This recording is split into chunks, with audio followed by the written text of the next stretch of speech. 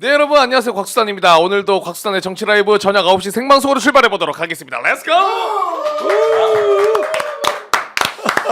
자, 정말 저희 뭐 에너지 넘치게 갑니다. 네. 아침 7시쯤 하셔야 되는 톤인데. 자, 오늘 저희가 또 다룰 내용들이 많기 때문에 바로 그냥 모시고 이야기 나눠보도록 하겠습니다. 목소리 들으셨죠? 우리 김한 기자님 먼저 모십니다. 어서 오십시오. 네, 안녕하세요. 안녕하세요. 힘내주시고. 네, 알겠습니다. 네, 힘들다고 하지 마시고. 네. 네. 안 힘드시죠? 9시에도 힘이 남이 이상한 거예요, 사실. 아, 그렇습니까? 아, 죄송합니다. 자, 그리고 우리 조국혁신당의 신장식 의원님 모셨습니다. 어서 오십시오. 네, 안녕하세요. 신장식입니다. 아이고, 의원님 오늘 일정은 좀 어떻게 바쁘셨습니까? 어떻게 보내셨어요? 바빴죠. 오늘도 보내셔 사와요? 네, 갑자기? 보내서 와요. 공손하게 갑자기? 갑니다. 네. 예. 뭐 즐겁게 재밌게 또 하루를 보냈습니다. 네. 아니 그러면 오늘 의원님 모셨으니까 뭐 명태균부터 시작해서 이야기할 게 굉장히 많은데 그래도 인권위 이야기 잠깐 해야 될 것 같아요. 해야죠. 인권위 관련해서 오늘 우리 의원님이 국가인권위원회 이대로 괜찮은가라는 주제로 토론회를 여셨다 그래요? 네, 그랬습니다. 오늘 10시 반부터 토론회를 했는데 그 두 가지가 핵심적으로 문제를 삼으려고 했던 거예요. 하나는 인권위가 지금 반인권위원회, 내란 공범 옹호위원회가 됐단 말이에요. 대표적으로 윤석열 방어권 보장하는 안건을 의결을 했고, 그 다음에 김용현과 뭐 이진우 등등등 해서 내란 주요 임무 종사자들, 군인 출신들, 전 국방부 장관과 군 사령관들의 보석시켜라, 뭐 풀어줘라, 뭐 이런 거를 얼마 전에 그 의결을 해가지고 이거 도대체가 지금 인권위원회 출범을 생각을 하면요, 제가 2000년에 겨울에 명동성당에서 문 펄펄 날릴 때 인권 활동가들이 거기서 단식 농성했어요. 네, 꽤 오래 했죠. 네. 비닐 한 장 뒤집어 쓰고 자리를 안 내줘갖고. 그러니까 비닐 한 장 뒤집어 쓰고 눈 펄펄 날리는데 그렇게 해서 만든 인권이거든요. 네. 근데 그렇게 만든 인권위를 박살을 내고 있는 겁니다. 그러니까 인권위 제일 가슴 아프게 생각하는 게 인권 활동가들이 야, 인권위 소용없다, 인권위 없애버려라. 아니 그 분노에 차신 분들은 그런 이야기 많이 하시더라고요. 도대체 뭐 하는 거냐. 네, 그러니까요. 인권위 없애버려라 이러는데 이게 네. 뭐냐면 당시에 인권위원회 인권 활동가들도 굉장히 힘을 냈고, 그 다음에 당시 DJ 대통령께서도 인권위원회 만들어져야 된다라고 하는 생각이 있어서 인권위원들의 독립성, 지위 보장을 굉장히 세게 했어요. 네. 다른 나라 인권위원회 관련된 법들도 쭉 찾아봤는데 가장 셉니다. 즉 본인이 아주 아프거나 스스로 그만둔다고 하기 전에는 인권위원들은 탄핵의 대상도 아니고 징계의 대상도 아니에요. 그렇겠어요? 굉장히 강합니다. 그러니까 독립성이 굉장히 잘 보장된 인권위원회예요. 그럼 왜 그러냐? 국가 권력, 대통령이나 국가 권력으로부터 국민들 한 사람 한 사람의 소중한 인권을 지키려면 인권위원들의 지위가 보장돼야 되거든요. 그래서 독립성의 측면에서는 거의 그 세계 최강급의 이 인권위원회가 만들어졌는데, 문제는 투명성과 책임성 부분이 빠져 있는 거예요. 그러니까 인권위원들이 반인권적 행위, 김용원이나 이충상, 뭐 한석훈, 이한별, 이번에 강정혜, 안창호 이런 이 6명이 지금 주도를 한 건데, 이 사람들이 김용원, 이충상 같은 경우는 인권위원회 직원들이 트라우마, 정신과 치료받고 있어요. 그러니까요. 하도 폭언을 해서 그래서 이걸 어떻게 세 가지 기둥입니다. 독립성, 그 다음에 책임, 그 다음에 투명성, 이 세 기둥을 어떻게 잘 믹스를 할 거냐. 지금 막 너무 화가 나가지고 막 탄핵할 수 있게 하자, 뭐 이렇게 법안도 막 나오고 이랬거든요. 괴로워요. 이게 혹시 엎어져가지고 따로 권력에 의해서 이게 활용이 돼서 인권위원들의 독립성이 제대로 지켜지지 않으면 어떡하냐. 이런 것 때문에.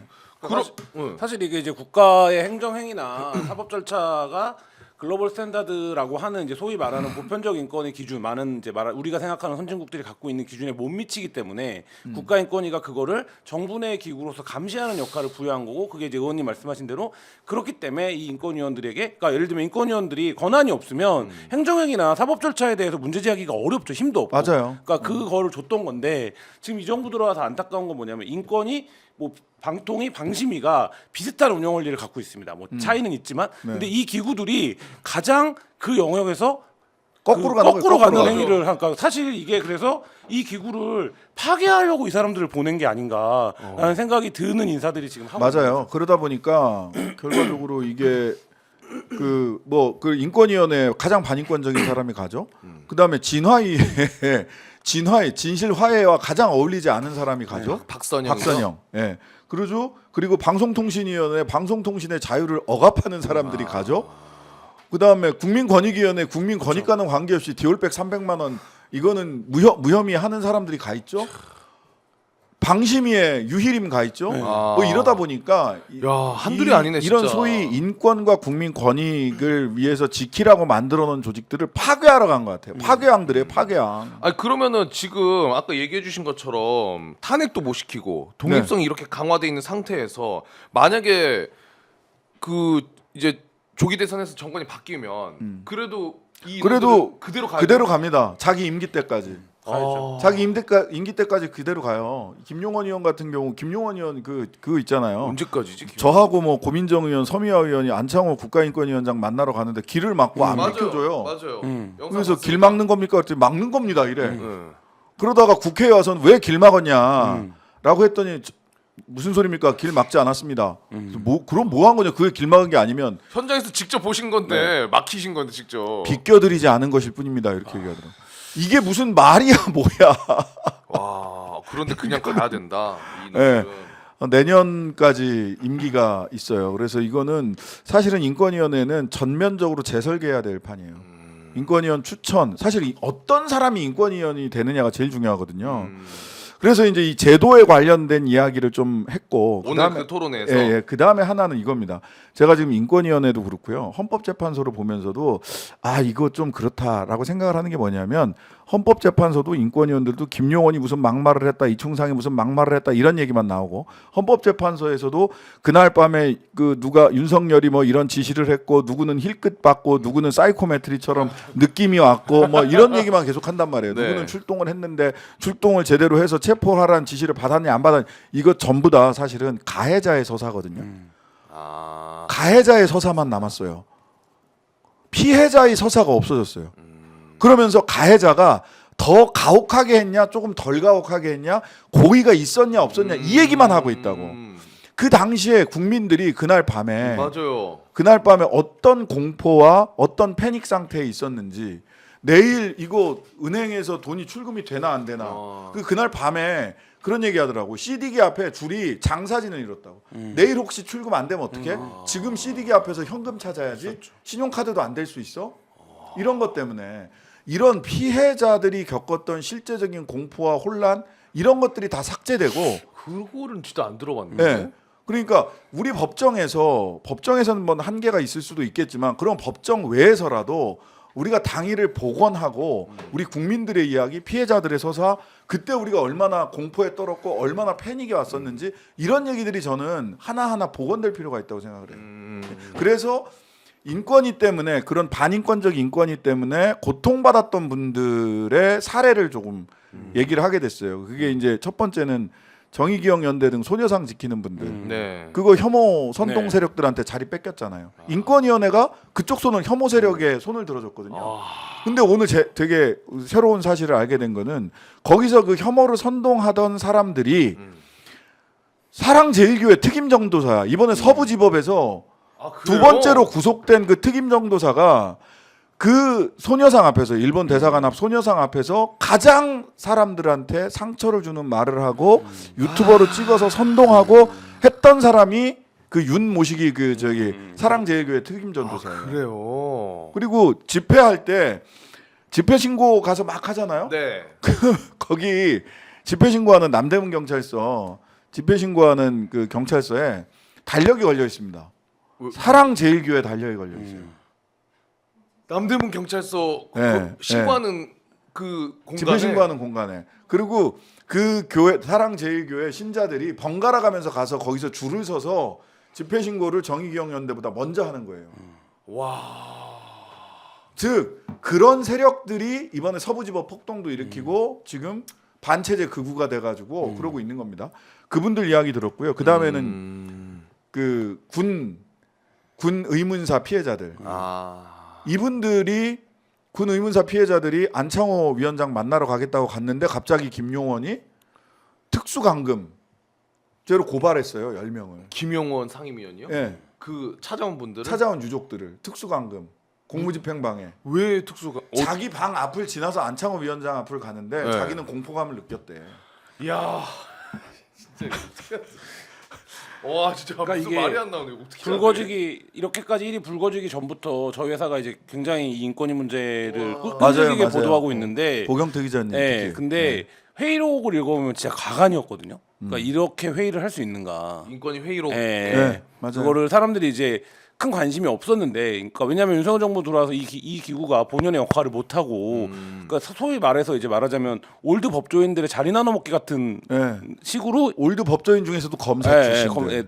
구성이 됐어요. 그러니까 사실 이미 이제 기구가 정상적으로 활동할 수 있는 건 없었는데, 그러니까 이게 그런데 예를 들어서 사무총장이나 위원장은 문재인 정부 때 임명했던 인사들, 그 나름대로 인권 송도한 전문가, 위원장, 박진 사무총장. 인권 전문성을 굉장히 갖고 있고 그 인권 진영에서 그 존중을 받는 분들인데, 그러니까 이제 이게 마치 처음에는 이들과 싸우는 것처럼 보였어요. 그러니까 예를 들면 지난 정부 인사와 지금 정부에서 임명한 사람들이. 근데 지금 이런 일이 벌어지고 나서 보니까 단순히 그런 문제가 아니라 이들이 갖고 있는 뭐 감수성이나 이런 거 자체가 굉장히 반인권적이고 권력장적이고 이런 부분들이 지금 드러나고 있는 건데, 그러니까 아까도 말씀하신 것처럼 그게 그래 왜 이런 정부가 들어오면 저런 사람들이 인권위원이 되는 이런 문제가 아니라 구체적으로 현장과 의제에서 활동을 해왔던 분들이 말하자면 자기네 활동이나 이런 것들을 인정받지 못하고 오히려 맞아요. 제약당하는 이런 맞아요. 상황이 가니까 이건 굉장한 후퇴죠, 사회적. 실제로 뭐 요 짧게만 말씀드리면은 지금 계속 문제가 되고 있는 김용원 상임위원이 네. 회의장에서 뭐 같은 위원들에게 시끄러워 죽겠다, 버르장머리, 뭐 무식하다, 요런 별별 소리 다 표현들이 해요. 엄청 많이 있었다고 하더라고요. 근데 요거를 이제 재발 방지하고 조금 문제 지적하려고 폭언 재발 방지 안건을 이제 네, 소람이 올렸죠. 위원이 대표로 해가지고 발의를 했는데 요거를 요 너무 합리적이고 상식적인 발의 아닙니까? 근데 그렇죠. 안창호 위원장이 아예 상정을 지금 안 하고 있다고 제가 보도를 봤어요. 아유 안창호 위원장. 굉장히 와 대박이더라고요. 지금 인권이 우리가 내란 때문에 조금 관심이 덜해서 그렇지 여기 심각합니다 진짜. 이분은 지금 임기가 2년도 훨씬 더 남았어요. 더 그렇게 많이 남았어요? 네. 답답합니다. 아우. 근데 근데 사실 어떤 위원회에서 폭언 재발 방지 안건이 올라온다는 것 자체가 비상식적이죠. 근데 심지어는 인권이야 거기. 네. 그러니까요. 그러니까 어떤 위원회에서 다 사회적으로 활동하고 속기록이 남고 정부기관에서 우리 회의 때 폭언하지 맙시다 이렇게 말만 해도 쪽팔린 건데 이거를 그러니까. 안건으로 올린다는 것 자체가 지금 이 인권의 수준을 보여주는 거고, 기자님이 보신 뭐 그 회의록 중에 더 충격적인 것도 많습니까? 이 외에도 뭐. 인신공격이 기본이에요. 그러니까 예를 들면, 회의하면서? 회의하면서. 그러니까 인신공격이 기본이고, 그 다음에 회의와 상관없는 얘기, 나이 얘기. 그러니까 우리가 상상할 수 있는 모든 말하자면 온갖 그- 치사하고 네. 더럽고 진짜 비열한 이야기들이 다 나옵니다. 다 뭐 나와요. 우리 섬소나이님이 중간에 자를 수 있는 방법이 없나요라고 하셨는데 지금 없다니까요. 현실적으로 지금은 없다고 합니다. 그래서 인권위법을 전면 개정해야 될 판이에요. 그러니까. 그리고 지금 이 사람들이 하는 행태를 보면 만약에 정권이 교체해서 당신은 국가인권이라고 하는 국가인권기구가 맞지 않는 사람이니까 나가주세요 이러면 소송 걸 사람들이에요. 그러고도 남아요. 그리고 소송 걸면 이겨요. 네, 그렇죠. 지금의 네, 법 그렇죠. 체질이 안 법적으로 돼서. 하면 그러니까. 그래서 전면 개정이 필요하다. 네. 근데 의원님께서 그걸 조금 계속 관심 갖고 아, 지금 당연히 신경 관심 쓰고 갖는 계신 정도가 거죠? 아니라 네. 오늘도 이제 전면 개정안을 만들기 위해서 아까도 말씀드렸다시피 책임을 강하게 추구하면 지위 보장이 안 돼. 독립성에 문제가 생겨. 그리고 독립성을 지금까지처럼 강하게 그냥 두면 그 본인이 아프거나 본인 스스로 그만두기 전까지는 책임을 물을 수 있는 방법이 없어요. 이 사이에서 어떻게 우리가 진짜 이 좁은 길을 만들어낼 수 있느냐 고민이 네, 많습니다. 그러니까요. 정말로. 근데 뭐 우리 의원님께서 좀 계속해서 신경을 좀 써주시길 부탁을 드리면서 좀 책임감을 갖고 있습니다. 그냥 단순히 신경 쓰는 정도가 아니라. 네. 예. 일단 인권위 이슈는 한 여기서 마무리를 하고 바로 이제 명태균 씨 관련해서 이야기 좀 나눠보도록 하겠습니다. 아우 김건희 씨의 목소리가 드디어 나왔어요. 네. 이제 요 상황이 22년 6월 그 보궐선거 앞두고 네, 5월 9일 날이죠. 5월 9일. 취임식 하루 전날. 네. 그러면은 우리가 기존에 들었던 윤석열의 말이 맞네 다음에 바로 통화한 거죠, 이게. 네, 그렇죠. 그러니까 뭐 시간 타임라인은 봐야겠지만 지금 이제 제가 뭐 저도 명태균 씨 취재를 했었지만 명태균 씨의 주장이 이런 거였어요. 그러니까 5월 2일 날 선물이다라는 얘기를 했다라는 거예요. 5월 2일에 2일에 이미 김건희 씨가 김영선 공천은 선물이다라는 얘기를 했다는 거고, 근데 2일부터 9일 사이에 모종의 일이 벌어집니다. 이 당 내부에서 그렇죠. 모종의 일이 벌어지고, 그래서 5월 9일 날 윤석열 대통령 취임식 전날 당선자 신분일 때 전화를 한 거죠. 나는 김영선을 밀었는데, 그래서 거기에 모종의 일을 윤석열 대통령이 함축적으로 말하지 않습니까? 당에서 말이 좀 많대. 그렇죠. 이 얘기를 한 거 아닙니까? 근데 그 전날에 또 이준석 의원이랑 카톡을 주고받았고, 예, 그러니까 네. 그것도 이제 그 당에서 있었던 김영선 공천을 둘러싼 어떤 힘겨루기의 그 단면을 보여주는 거죠. 근데 오늘 시사인이 공개한 녹취는 뭐냐면 네. 계속 명태균 주변에 있던 인물들이 했던 말이 있었어요. 오빠한테 전화 왔죠? 잘 될 거예요. 맞아요. 라는 녹취가 있다라고 했고, 명태균은 그런 녹취는 없다. 그건 강혜경이 만든 가짜 뉴스다라고 얘기를 했는데, 오늘 나온 녹취가 말하자면 오빠한테 전화 왔죠가 주어가 오빠가 아니라 당선인으로 바뀐 거고, 당선자로 바뀐 거고, 잘 될 거요라는 말은 있는 거죠. 그러니까 5월 9일 날 우리가 이미 들었던 공개됐던 윤석열과 명태균의 녹취가 있고, 그 녹취 이후에 그러니까 김건희가 그거를 김영선이 될 거다라는 걸 확인해 주는 내용이 오늘 처음으로 공개가 된 거죠. 자, 시사인에서 요 녹취를 공개를 해 주셨는데 일단 들어봅시다, 저희가 이거. 한번 들어보고 그리고 바로 이야기 나눠보도록 하겠습니다.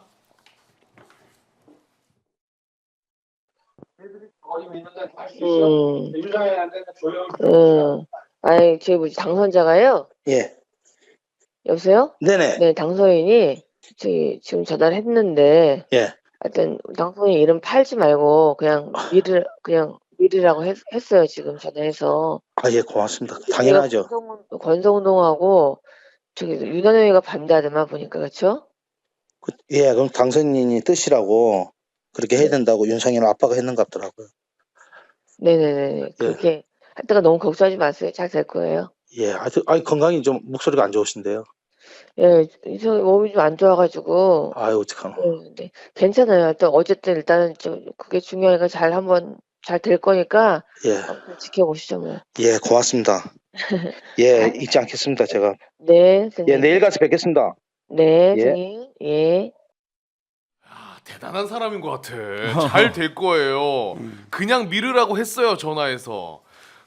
지금 보니까 뭐 권성동이랑 윤한홍이가 반대하잖아요, 그렇죠?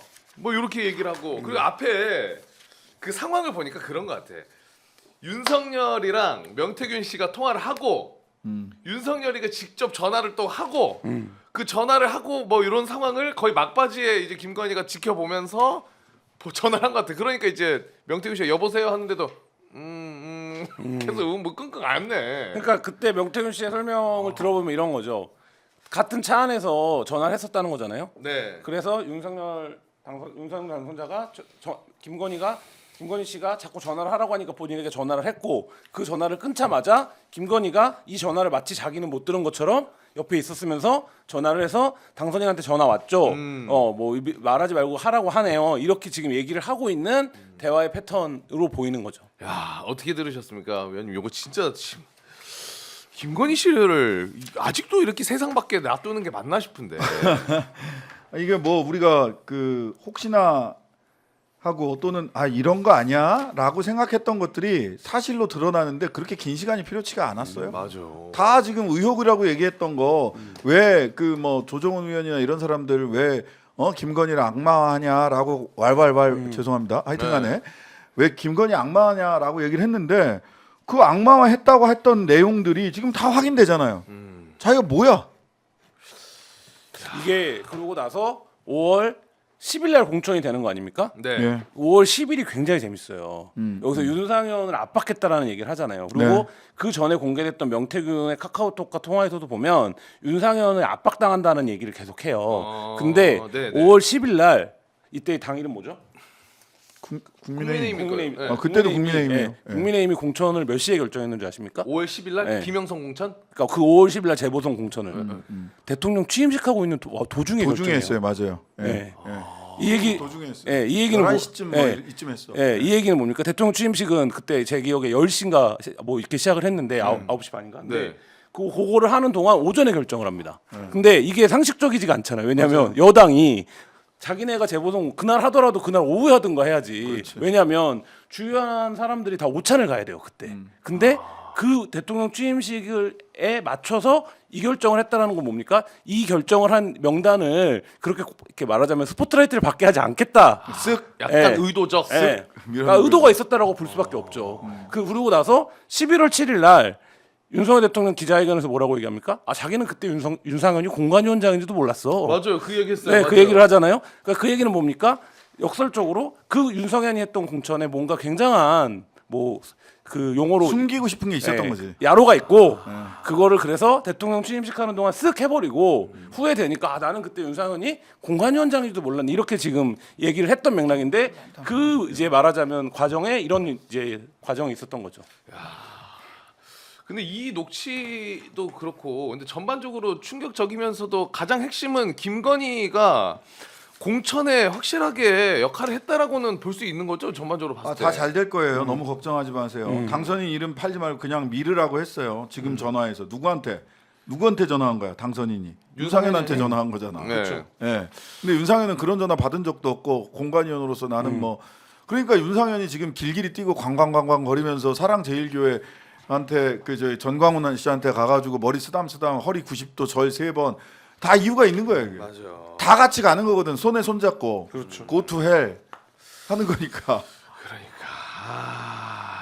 근데 요런 거를 저희가 원래 이제 뒤에서 좀 얘기를 하려고 했는데 이런 공천 과정에서 김건희의 역할들을 22대 때도 그렇고 뭐 김영선이 가장 또 잘 알고 있을 거 아니에요. 지금 뭐 여러 가지 이슈들이 나오고 있어요. 뉴스들이 나오니까. 그런데 김영선이 작년에 이제 또 총선 앞두고 국힘 의원들한테 나 공천 안 주면은 김건희 여사 공천 개입 요거 폭로하겠다.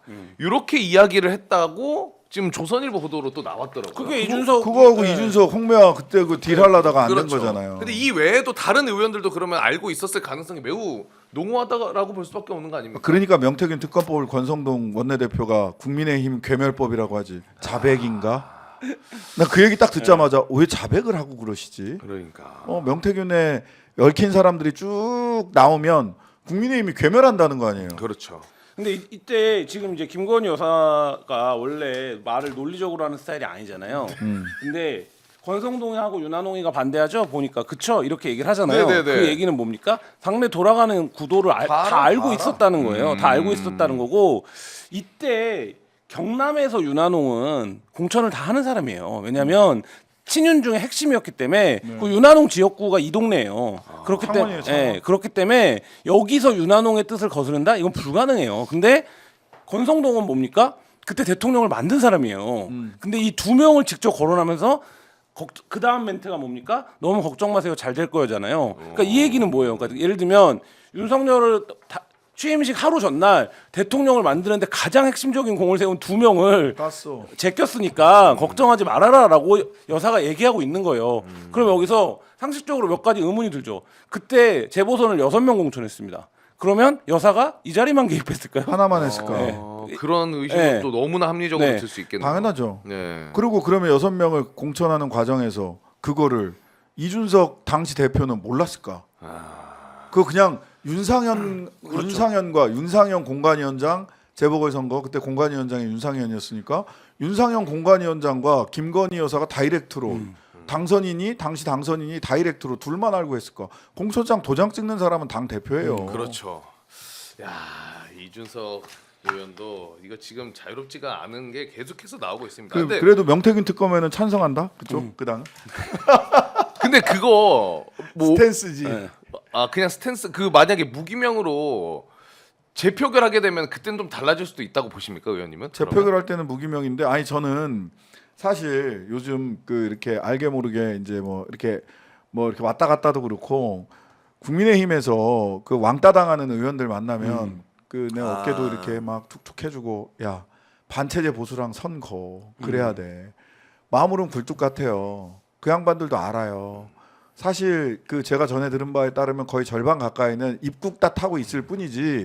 국힘 내부에서 지금 국민의힘 저 권성동 권영세 투 쌍권 중심으로 해서 막 몰아붙이는 거 네, 거기에 네. 사실 전적으로 동의하는 사람은 그렇게 많지 않아요. 아 그래요. 네, 근데 뭐냐 어차피 내년 이번 대선하고 지방선거는 이미 틀렸고 어떻게 해봐도 안 되고 네. 그러면 단단하게 어쨌든 지지 세력을 뭉쳐놔야 된다.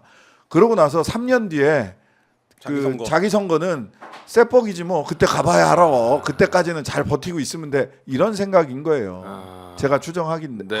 하건데 이렇게 이런저런 얘기를 종합해 보면 근데 명태균 뭐 권성 대표가 국민의힘 개멸법이라고 얘기를 했지만 이 명태균 관련된 내용이 굴러가면 굴러갈수록 국민의힘은 이거는 저쪽의 공작이다 탄압이다 이렇게 주장할 수밖에 없어요. 왜냐하면 지금 걸려 있는 광역자치단체가 몇 명입니까? 그러니까 사기꾼한테 네. 속은 거다 네. 이렇게 얘기하는 해야 거죠. 되는 거예요. 그러니까 그렇게 해서 지금 말씀하신 대로 일단 뭐 이 명태균의 수사가 오픈되고 굴러가기 시작하면 지금 대통령 나오겠다라고 얘기하시는 상당 주자들이 여기에 그렇죠. 타고 있는 거예요. 그래서 네. 이게 명태균 열차라고도 부르고 명태균 버스라고도 부르는 거 아닙니까? 명태균 헬. 네. 그러니까 사실 명해. 이게 정거 뭐 종착지가 어딘지를 사실 그렇죠. 모르는 문제가 되기 때문에 그러면 말씀하신 대로 대선은 이제 의미가 없어져요. 대선은 의미가 없어져. 이게 또 어떤 문제가 될 거냐? 지금 이제 뭐 구체적으로 거론해 오세훈, 홍준표 다 나올 거 아닙니까? 이준석? 네. 그러면 이게 내부에서 폭로전이 벌어질 겁니다. 서로지간에. 네. 그렇죠. 네, 내부에서 폭로전이 벌어질 수밖에 없어요. 왜냐하면 내부는 수사기관도 모르는 예민한 얘기도 많이 알아요. 예를 들면 그때 윤상현과 이준석이 어떤 대화를 나눴는지, 예를 들어서 윤상현과 김건희가 무슨 대화를 나눴는지를 전해 들은 내용들이 다 있을 거예요. 자기들이 구성하고 있는 내용들이. 그래서 우리가 보기엔 내가 아무리 생각해도 한동훈 전 대표가 한 당내 경선에서 두 가지인데 이기기 어렵고 현재 구도에서 네. 이기려면 어떻게 해야 되냐? 한동훈이? 김문수 헬로 걸어 들어가야 돼요. 김문수 헬이라는 게 선거 부정선거론부터 시작해서 극우적인 이야기. 지금 한동훈 대표 그 스탠스가 바뀌었습니다. 옛날에 계엄령을 해제해서 민주주의를 지킨 한동훈 위드 훈이 뭐 이런 거였는데 최근에는 사전 투표를 없애고 본 투표를 3일 하자 이런 얘기 하거든요. 이게 부정선거론자들의 주요한 주장 중에 하나예요. 그래요? 네. 그런 그러니까, 식의 그렇죠. 얘기가 살짝 변화하고 있어. 이건 뭐냐? 근데 당내 한동훈이 경선에서 거기 올라탔어요? 이게 약간 살짝 발가락을 걸치기 시작을 했다라고 저는 봐요. 근데 당내 경선에서 이기려면은 그런 얘기를 안 할 수가 없어. 그러니까 김문수 블랙홀로 안 빨려 들어가면 거기에 어떻게든 걸치지 않으면 당내 경선에서 이길 수가 없어요. 근데 제가 보기에는 이거 근데도 당내 경선에서 이길 수 있다고 생각을 한다는 거예요. 지금 한동훈 대표 전 대표가. 그러니까 한동훈 대표의 스트레스가 두 가지가 엿보이는 거죠. 예를 들면 자서전에서 검사 이력 뺀 거 아닙니까? 네, 그렇죠. 그렇게 설명해요. 그 친한들은 검사한 거 다 하는데 뭐 그거 느나 안 느나. 뭔 소리야. 말도 안 되는 소리죠. 그러니까 예를 들면 검사 이력을 빼면 한동훈이 뭐가 남습니까? 사실 그거와 한동훈을 대변하는 브랜드인데 김한에게서 기자를 빼봐. 그렇죠. 그런 거죠. 그게 무슨 의미가 있습니까? 최욱에게서 네. 매불쇼를 빼. 그러면 의미 없어요. 네, 근데 그건 뭐냐면 많은 국민들이 지금 입말로 야 검사 뽑아놨더니 개판이네. 검사 출신은 안 돼. 그렇지. 대통령이 안 돼. 이러니까 반감 어마어마하죠. 네, 반감이 어마어마하니까 검사 출신을 대국민 메시지로 뺀 거예요. 그리고 지금 말씀하신 것처럼 지금 국민의힘 눌러 하면 내일에도 한 달 후에도 김문수가 이깁니다. 왜냐하면 그러니까. 당원 100%이기 때문에 당원 비율이 워낙 높기 때문에 5대5로 갈 네. 믹스할 수 있는데 근데 5대5라고 하더라도 당원 50에 국민 그 선거 여론조사 대상 50%인데 여기에서 다 뺍니다. 그 다른 정당 지지자들을 다 빼요. 그러니까 그게 국민의힘 지지자들이 국민의힘에서 계속 말하는 역선택 방지 조항이 국민의힘에서는 굉장히 뜨거운 논란거리예요. 네. 그렇기 때문에 50대 50으로 가고 60대 40으로 가고 어떻게 비율을 섞더라도 이 짠 보수가 빠지지 않아요. 그럼 네. 거의 진짜 100%. 그래서 네, 김문수 블랙홀이라고 얘기를 하는 거예요. 김문수 블랙홀로 그냥 뚜벅뚜벅 가지 않으면 이길 방도가 없어. 근데 그러면 마지막으로 나온 셋복이 뭐냐? 셋복. 네. 그거 뭐냐? 명태균 편이 다 까져서 니들 다 죽어봐라. 나만 홀로 살아남을 수 있다. 이걸 생각하고 있는 것이 아닐까? 그래서 한동훈 대표 시절에 당사에 압수수색을 왔을 때 어떻게 했습니까? 다 내줬지. 다 내줬죠. 열어줬잖아요. 나랑 그게 다 내줬지. 있을 수 없는 일이에요. 사실 집권 여당이 압수수색을 왔는데 이거를 야 문 열어드려라 이렇게 하는 게 있을 수 없는데 그래서 한동훈의 어떤 세 가지 변신 모드. 그러니까 예를 들면 이거 명태균으로 니네 명태균 다 묻었잖아 나 빼고는. 그렇지. 이렇게 해서 날릴 수 있는 카드. 그다음에 대국민적으로는 나는 검사 출신이 아니라요. 나는 90년대 강남 8학번 엘리트 출신이고요. 이제 386이 그만해야 되지 않아요? 라고 하는 어떤 이미지. 그리고 마지막으로는 그럼에도 불구하고 당내 경선을 통과해야 되기 때문에 요 세 가지가 지금 한동훈이 여기서 복잡하게 머리가 돌아가고 있는 거죠. 복잡하게 머리가 돌아가는데 진짜 안 저는 되는데. 한동훈 전 대표한테 꼭 하고 싶은 얘기는 뭐냐면 자 그런 계산을 할 게 아니라 국민들이 바라는 것은 뭐 젊은 뭐 언더 73 뭐 이런 거 하면 다 73세 아래지 뭐 이런 거 언더 73 뭐 이런 거 하면 네. 젊은 이미지를 가져가고 어쩌고 저쩌고 하려고 한다. 국민들이 다 그거 보면 다 시답지 않게 생각해요. 검사 이력 빼고 시답지 않게 생각해요. 한동훈 전 대표가 국민들 앞에 정치를 다시 하겠다라고 얘기하려면은 이 부분을 해명해야 됩니다. 지금 반체제 보수와 어떻게 관계를 가져갈 거냐. 본인은 계엄령 해제에 찬성 표결을 하러 뭐 체포될까봐 들어왔는지는 모르겠으나 어쨌든 자기 친한계를 끌고 찬성 표결하러 계엄령 해제 들어왔잖아. 근데 그리고 2, 3일 뒤에 한덕수랑 한동훈이랑 어떠한 민주적 정당성도 없는 그 자 둘이서 나라 이끌겠다고. 공동정부 공동운영 정부를 공동운영하겠다고 섰잖아. 그럼 그 둘 사이에 네가 생각하는 민주주의는 도대체 뭐길래 그 두 가지 행동을 동시에 하니 하루 이틀 사이에 거기에 대해서 얘기해야 돼요. 그렇죠. 그 부분을 정면으로 국민들에게 이야기하고 설득하지 못하면 그 나머지 얘기는 전부 다 한가합니다. 그럼 다시 소환될 거예요. 무슨 속옷으로 뭘 입었니? 당내 게시판도 다시 뭐 얘기 나올 거고. 철컥 하고 나왔니? 뭐 이런 얘기 나올 수밖에 없어요. 야, 그러면 일단 아까 저희가 언급됐었던 이제 명모든 인물들에 대해서 지금 계속해서 명태균 보균자. 예. 아, 좋은데요? 근데 명태균 씨가 변호인 통해 가지고 지금 뭐 녹취도 공개되고 있고 민주당 통해서 입장도 계속 나오고 있고 이런 상황입니다만은 홍준표 시장 먼저 이야기를 해볼게요. 홍준표 시장은 계속해서 내가 명태균을 언제 만났냐, 뭐 한번 만난 적이 있어야 뭘 할 거 아니냐, 통화한 적도 전혀 없다 했다가 한 번 통화는 했다, 뭐 이렇게 계속 말이 바뀌고 있습니다. 그런데 민주당에서 녹취 공개한 내용은 뭐 간단하게만 말씀드리자면은 홍준표가 이제 복당하기 전에 김종인, 홍준표의 만남을 내가 성사를 시켰고 김종인을 내가 설득해가지고 이게 가능한 일이었다. 근데 그 설득한 이유는 홍준표가 그렇게 부탁을 하더라. 뭐 이런 내용이죠. 뭐 하루에 5번씩도 전화를 했었다. 뭐 이런 얘기도 나왔고. 근데 지금 이 오늘 공개되니까 예를 들면 명태균 씨의 부인이 공개한 사진들이나 이런 걸 보면 일반 국민들 입장에서는 뭐 이런 거가 다 갖고 있는 거에 다야? 이렇게 생각하실 수 있어요. 하나씩 볼게요. 예. 일단 이게 이제 홍준표 시장이 명태균 씨랑은 전혀 연관도 없고 만난 적도 없다라고 하니까 이게 이제 배우자께서 페이스북에 글을 올리신 건데 홍준표가 사진 찍은 저 잡지. 근데 저 잡지의 편집장이 명태균 씨입니다. 예. 예. 그리고 주소도 명태균 씨랑 같이 돼 있고 그리고 또 다른 사진 두 번째 거 볼게요. 요게 이제 14년도에 한 호텔에서 모임이 있었는데 여기에 모임에 홍준표 씨가 참여를 했고 배우자께서도 그 자리에 있었던 것 같은데 한 테이블에 같이 앉아 있었던 게 저기 14년도니까 홍준표가 경상남도 도지사 할 때죠. 도지사 할 때지 도지사. 그 자리에 같이 앉아 있었고 또 하나 있습니다. 요거 이제 공개가 됐었죠. 홍준표 명태균이네. 시장이 그 단상위에서 발언하고 MC 사회자 명태균 씨가 보는데 요 자리에도 함께 있었고 또 그 자리에서 홍준표 시장은 기분 좋게 웃으면서 떡까지 써는. 그러니까 명태균 씨와 함께했던 자리가 2014년도가 처음이라고 하더라도 11년이 된 거예요. 11년. 그러니까 오늘 명 씨가 공개한 건 홍준표 시장이 보기에 서늘한 것들이에요.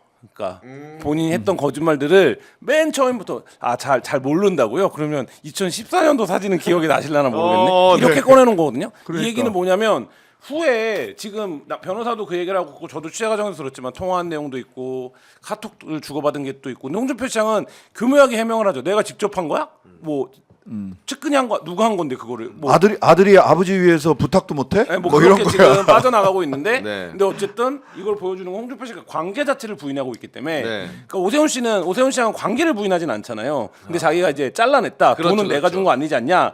그러니까 이제 말하자면 홍준표 시장보다는 조금 진전된 해명을 그래도 내놓고 있는데 오락가락하긴 하지만 홍 시장은 아예 그 사기꾼 취급하고 모르는 사람이라고 하기 때문에 우리의 인연은 이렇게 깊어요를 오늘 보여준 거죠. 그러니까. 그러니까요. 근데 홍준표 시장이 어쨌든 이런 의혹 제기에 대해서 홍준표 시장이 30분 전에 또 글을 하나 올렸네요. 페이스북에. 그래요?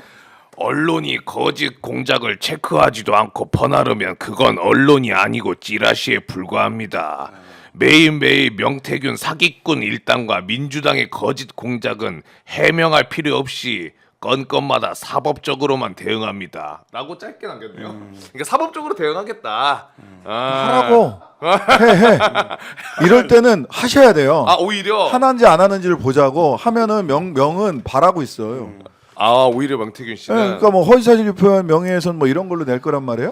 그러면 이게 허위의 사실인지 진실한 사실인지를 수사기관에서 따져봐야 되거든. 그러니까 명은 야 들어와 이러고 있는 거예요. 들어와. 그 들어갈 거냐 말 거냐 말로만 들어갈 거냐 실제 들어갈 거냐.